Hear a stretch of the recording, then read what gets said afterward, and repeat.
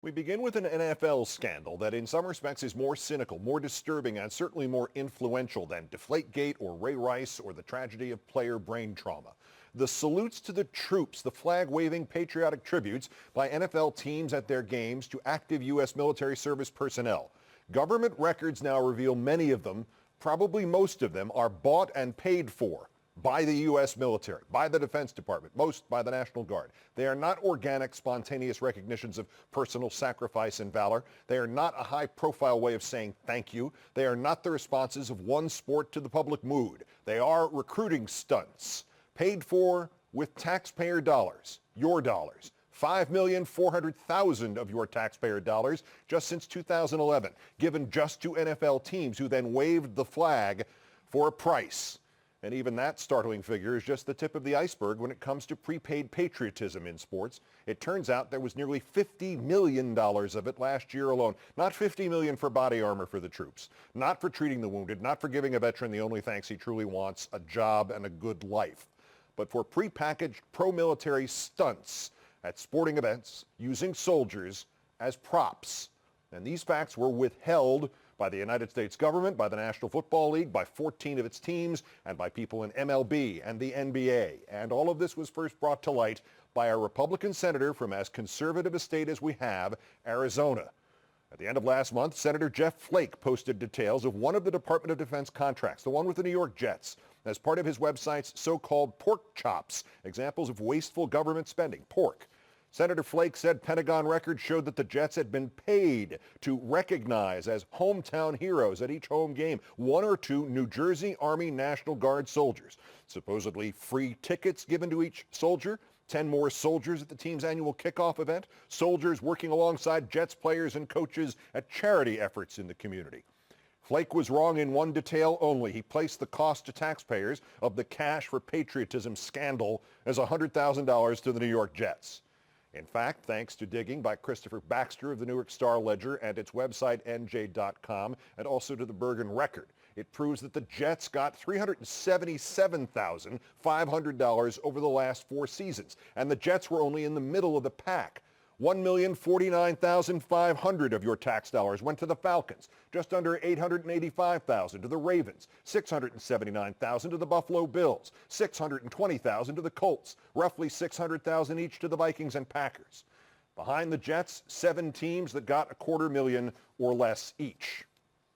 Waving the flag, not because of patriotism, not because of appreciation of the risks and the pains and the deaths, but just for the money. This isn't, as some might think, payment for unfurling a flag or to welcome a soldier home on the field. National Guard spokesman Rick Breitenfeld told ESPN's Darren Rovell today, this is more about spending for marketing and advertising for signage for website takeovers. Mr. Breitenfeld went on to explain, thinking he was somehow making this better, that, quote, we have hundreds of deals with teams, including minor league baseball and at high schools. Indeed, Rovell's additional reporting indicates that National Guard's budget for recruiting at sporting events last year alone was at least $49,100,000. $32,200,000 to sponsor Dale Earnhardt Jr.'s NASCAR racing team. $12.7 million to sponsor Graham Rahal's IndyCar team. And a total of $4,200,000 spread out in the NFL deals and other deals for which we don't have that kind of breakdown. In baseball, in basketball, in women's basketball, in soccer, in everything from the Tiger Woods Deutsche Bank Golf Championship to Alaska's Iron Dog snowmobile race. The NFL has also defended its part of this deal. Spokesman Brian McCarthy said the armed forces also have advertising arrangements with television networks, online, and print outlets. Of course, that's not the point. We're talking about the secrecy. Media outlets, ESPN among them, make no secret when the military sponsors a program or feature. And while the politicians debate the wastefulness of taking money out of your pocket, giving it to sports franchises who in turn then get you to stand up and literally salute the fact that they just spent your money doing this.